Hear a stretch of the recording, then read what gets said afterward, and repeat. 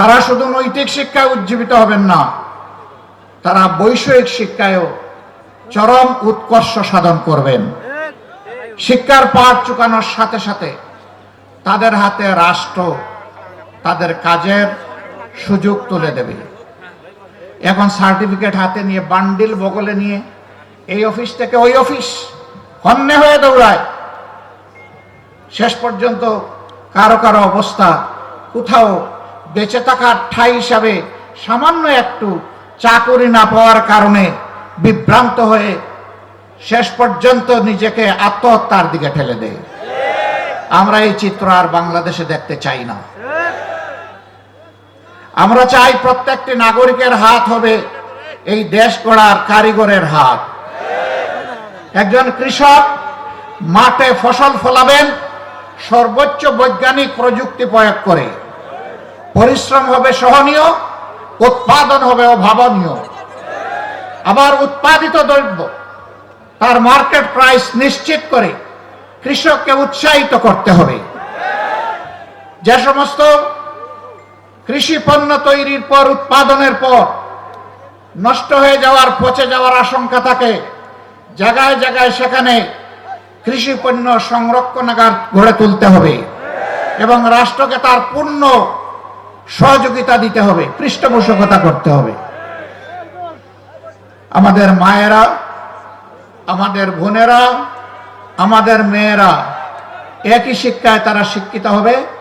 তাদের হাতগুলো দক্ষ কারিগরের হাত হিসাবে গড়ে তোলা হবে। যারা কর্মক্ষেত্রে প্রবেশ করতে আগ্রহী তাদেরকে তাদের যোগ্যতার ভিত্তিতে উপযুক্ত জায়গায় কাজ তৈরি করে দেওয়া হবে। বর্তমানেও তারা কাজ করেন। সংসারের প্রয়োজনে, নিজের মেধার শুকরিয়া আদায় করার জন্যে, কিন্তু দুটি জিনিসের বড় অভাব। তাদের জন্য সামাজিক কোনো নিরাপত্তা বলয় গত 54 বছরে সরকারগুলো দিতে পারে নাই। তারা ইনশাআল্লাহ স্বপ্নের আগামীর বাংলাদেশে কাজ করবেন যেখানে তারা মর্যাদা এবং নিরাপত্তা দুটোই পাবেন। এখন তাদের মর্যাদা এবং নিরাপত্তাই সমাজে স্বীকৃত নয়। অনেকে বলে জামাতে ইসলামী ক্ষমতায় গেলে মহিলাদেরকে কর্মক্ষেত্রে প্রবেশ করতে দিবে না। এটি সঠিক নয়। আল্লাহ রসুল সাল্লাল্লাহু আলাইহি সাল্লাম জীবনের সবচেয়ে কঠিন কাজ যুদ্ধে, সেখানেও নিজ স্ত্রীগণ এবং মহিলাদেরকে সুযোগ করে দিয়েছিলেন যুদ্ধ করার জন্য। মহিলারা যদি যোদ্ধা হতে পারে তাহলে সমাজের কোন কাজটা তারা করতে পারবে না? আমি আগেই বলেছি, সম্মানও নিশ্চিত করা হবে, আবার নিরাপত্তাও তাদের জন্য নিশ্চিত করা হবে। এখন ঘর থেকে বের হলে অভিভাবকদের বুক দুরু দুরু করে কাঁপে যে সম্মান আর জীবন নিয়ে আমার মেয়ে, আমার মা, আমার বোন ঘর থেকে বের হয়েছে, একই সম্মান আর নিরাপত্তা নিয়ে আবার সে ঘরে ফিরে আসতে পারবে কিনা। রাসূল করিম সাল্লাল্লাহু আলাইহি সাল্লাম বলেছিলেন, এমন একটি রাষ্ট্র কোরআনের ভিত্তিতে আমি দুনিয়াবাসীকে উপহার দিয়ে যাব, সে যেই হোক, যে ধর্মের, যে বর্ণেরই হোক, একজন তম্বি তরুণী সানা থেকে 1000 মাইল, 4000 মাইল রাস্তা একাকী সে অতিক্রম করবে, কোন জালিমের চক্ষু তার দিকে তুলে তাকানোর সাহস করবে না। কোরআন সকল মানুষকে সেই নিরাপত্তা নিশ্চিত করতে চায়।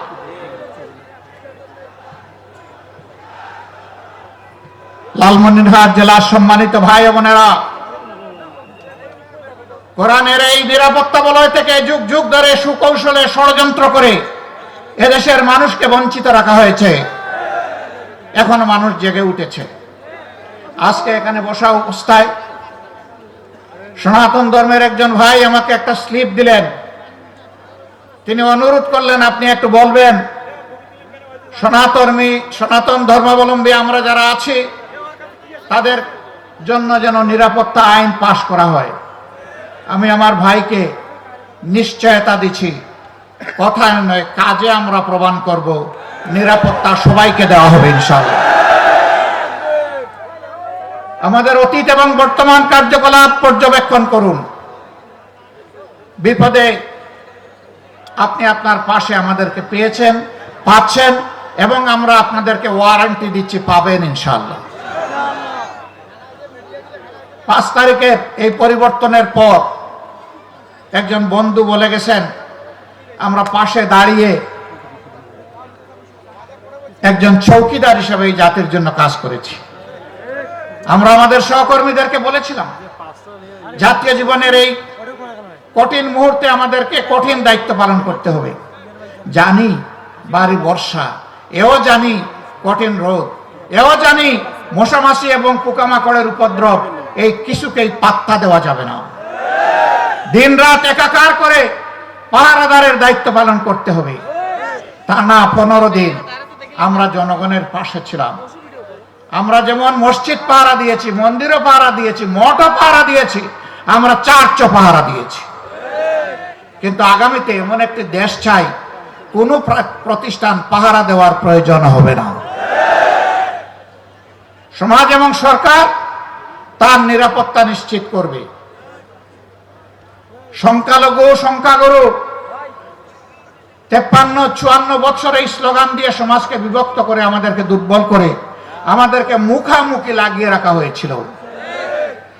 যারা সংখ্যালঘু বলে আমাদের ভাই বোনদের জন্য মায়া কান্না করছেন, আমি দেশবাসীকে আহ্বান জানাবো, গত ফ্যাসিস্ট আমলে রংপুরের মৎস্যপল্লীতে, দিনাজপুরের সাঁওতালপল্লীতে, ব্রাহ্মণবাড়িয়ার নাসিরনগরে, হিন্দুপল্লীতে কারা হামলা চালিয়েছিল, লুটপাট করেছিল, ভাঙচুর করেছিল, অগ্নিসংযোগ করেছিল, কারা গরু ছাগল চুরি করেছিল, আপনারা দেখার চেষ্টা করুন।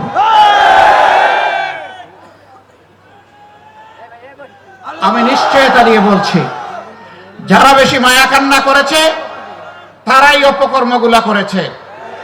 সারা বাংলাদেশের একই চিত্র, এরা আমাদের বিরুদ্ধে বিসর্গার করে। আমরা স্পষ্ট ভাষায় বলতে চাই, আমরা আল্লাহকে ভয় করি। আমরা কারে ভয় করি? যারা আল্লাহকে ভয় করে তাদের হাতে মানুষের জীবন, সম্পদ, ইজ্জত সম্পূর্ণ নিরাপদ। এই তিনটার উপর কখনো আল্লাহকে যারা ভয় করে তাদের হাত পড়তে পারে না। সম্মানিত ভাই বোনেরা, আমরা এই সংখ্যালঘু আর সংখ্যাগুরু আর এই শব্দই শুনতে চাই না। আমাদের পরিষ্কার বার্তা, এই দেশে যারা জন্মগ্রহণ করেছে আর এই দেশে নাগরিক হিসেবে যারা বসবাস করে, তারা সকলেই এদেশের মর্যাদাবান গর্বিত নাগরিক। আমাদের দেশ, সরকার, সংবিধান সকলের জন্য সমান অধিকার নিশ্চিত করতে বাধ্য। কোরআন সেই বাধ্যবাধকতার ঘোষণাই দিয়েছে। আল্লাহু ইয়া'মুরুকুম বিল আদলি ওয়াল ইহসান। আল্লাহ তোমাদেরকে নির্দেশ দিচ্ছেন, তোমরা সমাজে ন্যায় বিচার কায়েম করো এবং মানুষের প্রতি সম্মান প্রদর্শন করো। কি চমৎকার! এই নির্দেশ দিয়েছেন আমাদের মাহবুদ আল্লাহ রাব্বুল আলামিন। আমরা সেই আইনের শাসন, সৎ লোকের শাসন, কোরআনের শাসনের ভিত্তিতেই বাংলাদেশকে বদলে দিতে চাই ইনশাআল্লাহ। এই বদলানোর আন্দোলনের সংগ্রামে, লড়াইয়ে আমরা আপনাদেরকে পাশে চাই। আপনারা কি প্রস্তুত আছেন? এখানে 10-12টা ন্যায্য দাবি আর্টিকুলেটেড করা হয়েছে রংপুরের জনসভার জন্য। এর মধ্যে 1 নম্বর দাবি হচ্ছে, বাংলাদেশের বুকে আমরা চিরতরে ফ্যাসিবাদ নির্মূল করতে চাই, নির্মূল হয়েছে দেখতে চাই। 2 নম্বর দাবি হচ্ছে, উত্তর জনপদের প্রিয় নেতা, কলিজার টুকরা এটিএম আজহারুল ইসলাম দুঃখজনকভাবে ফ্যাসিবাদের হাতে তিনি বন্দী হয়েছিলেন। এখন তিনি বন্দী কেন, জনগণ তা জানতে চায়। কবে তিনি মুক্ত হবেন, জনগণ তা শুনতে চায়। আমরা অনুরোধ করব, তার বিষয় নিয়ে কেউ ধানাই পানাই করবেন না। সসম্মানে আমাদের বুকে ফিরিয়ে দিন। বাকি জীবন অতীতের মতো তাকে জনগণের জন্য কাজ করতে দিন। আমার বিশ্বাস তিনি ফিরে আসলে আগামীর দুর্নীতি দুঃশাসন মুক্ত বাংলাদেশের তিনি গড়ার ক্ষেত্রে নেতৃত্ব প্রদান করবেন ইনশাআল্লাহ। রংপুরে আমরা এখনো কোনো জনসভা করি নাই, কর্মী সম্মেলন করি নাই, রংপুরের আশপাশ আমরা ঘুরে বেড়াচ্ছি। আমরা মহান রবের দরবারে আকুতি জানাই, রব্বুল আলামিন এই জায়গাটা তুমি আশাটুকু আমাদের পূরণ করে দাও। এখানকার লোকেরা অনেকগুলো ন্যায্য দাবি জানিয়েছেন। আমরা জানি বাংলাদেশ থেকে এটি একটি দূরবর্তী এলাকা, বর্ডার এলাকা। এই বর্ডার এলাকায় এই কেবল বেসড ইন্ডাস্ট্রি, এখানে অ্যাগ্রো ইউনিভার্সিটি গড়ে তোলা উচিত, যাতে এই এলাকার মানুষ তাদের মেধার বিকাশ ঘটাবে। আবার বাংলাদেশ জামাতে ইসলামী যুগ যুগ ধরে সেই মানুষগুলাই তৈরি করার চেষ্টা করে যাচ্ছে। আমার প্রিয় সহকর্মী বলেছেন, আমরা 2001 থেকে 6 4 দলীয় সরকারের অংশ ছিলাম। সেখানে আমাদের 2 জন শীর্ষস্থানীয় নেতা, তারা 3টি মন্ত্রণালয়ের দায়িত্ব পালন করেছেন। তাদের বিরুদ্ধে হাজার জাতের মিথ্যা অভিযোগ দিয়েছে, কিন্তু তারা দুর্নীতি করেছেন এই প্রশ্ন উঠাতে পারেনি। দুর্বীক্ষণ অনুবীক্ষণ যন্ত্র দিয়েও কেউ তাদের ক্ষেত্রে কোনো দুর্নীতি খুঁজে পায়নি। তারা শুধু সৎ ছিলেন এমন নয়, তারা সৎ ছিলেন, স্মার্টও ছিলেন। দক্ষতার সাথে তারা 3টি মন্ত্রণালয় সামাল দিয়েছেন। সম্মানিত বন্ধুগণ, 10টা মন্ত্রণালয় যদি জামাতে ইসলামের হাতে আসতো, তাহলে 10 মন্ত্রণালয়ে একই চিত্র দেখা যেত। মন্ত্রীরা দেশের সব কাজ করবেন না, কাজ করার জন্য কর্মকর্তা কর্মচারীরা আছে, তাদেরকে তারা নেতৃত্ব দিবেন, দিক নির্দেশনা দিবেন। আমার হাতের 10 আঙ্গুল পরিষ্কার, তোমাদের হাতের একটা আঙ্গুল আমরা অপরিষ্কার দেখতে চাই না।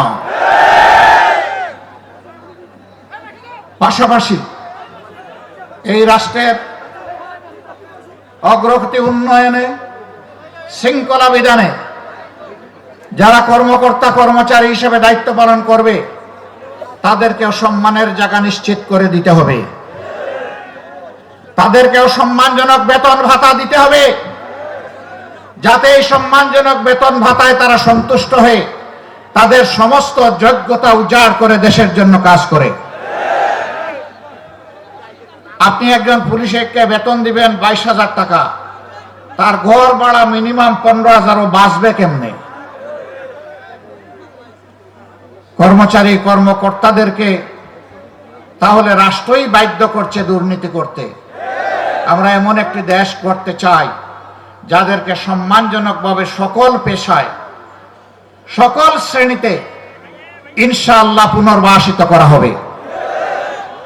বিশেষ করে আমরা স্বপ্ন দেখি আমাদের তরুণ তরুণীদেরকে নিয়ে, যুবক যুবতীদেরকে নিয়ে, যাদের হাতে আমরা বাংলাদেশ তুলে দিতে চাই।